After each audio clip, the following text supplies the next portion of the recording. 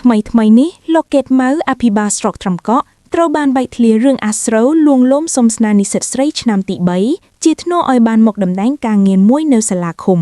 ដែលធ្វើឲ្យមានការភ្ញាក់ផ្អើលពេញបណ្ដាញសង្គម Facebook តែម្ដងជាក់ស្ដែងក្នុងឆាតសន្ទនាលួងលោមស្នេហ៍ស្រីក្មេងដែលមិនសមប្រកបនោះលោកកេតម៉ៅបានបញ្ជាក់ទៅកាន់និស្សិតស្រីបែបនេះថាបើអូនព្រមបងនឹងធ្វើសេចក្តីជូនដំណឹងជ្រើសរើសបុគ្គលិកជួបកិច្ចសន្យាភ្លាមនឹងថាបើអូនមិនចង់មកស្រុកបងនឹងសូវេអូនឲ្យធ្វើមន្ត្រីជំនួយការនៅឃុំហើយជាមួយគ្នានេះផងដែរលោកផៃវណ្ណៈក៏បានបញ្ចេញមតិជំវិញករណីរឿងអាស្រូវរបស់លោកកេតម៉ៅ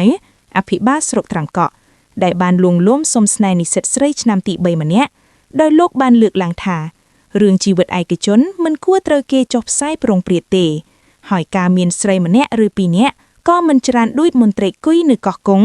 ដែលមានប្រពន្ធចុងដល់ទៅ7នាក់នោះដែរទោះយ៉ាងណាលោកផែងវណ្ណៈក៏បានសង្កត់ធ្ងន់ជាសារដាស់តឿនចុងក្រោយថាក្នុងនាមជាមន្ត្រីបម្រើរាជគឺពិតជាមិនគួរមានទង្វើបែបនេះឡើយព្រោះវាជាគំរូមិនល្អដល់ប្រជាពលរដ្ឋទូទៅក្រោយបានឃើញហួសចិត្តខ្លាំងពេកបងប្អូនអ្នកលេងបណ្ដាញសង្គមបានដាក់ឲ្យបែបនេះថាអាប្លុកជាំចង់យកស្រីមកធ្វើការចំណាយលុយរត់មន្ត្រីបែបនេះគួរតែត្រូវ ACU ធ្វើការស៊ើបអង្កេតពីបទពុករលួយហើយហួសចិត្តណាស់បើអូនព្រមបងនឹងធ្វើសេចក្តីជូនដំណឹងជ្រើសរើសបុគ្គលិកជាប់កិច្ចសន្យាពូចេះញ៉ាយស្រីប៉ុន្តែពូមិនចេះឆ្លាតយក account real ឆាតតែបែកធ្លីល្បីបណ្ដោយតួនាទីដល់អភិបាលស្រុកតួនាទីតែងតាំងដោយអនុក្រឹត្យរបស់នាយករដ្ឋមន្ត្រី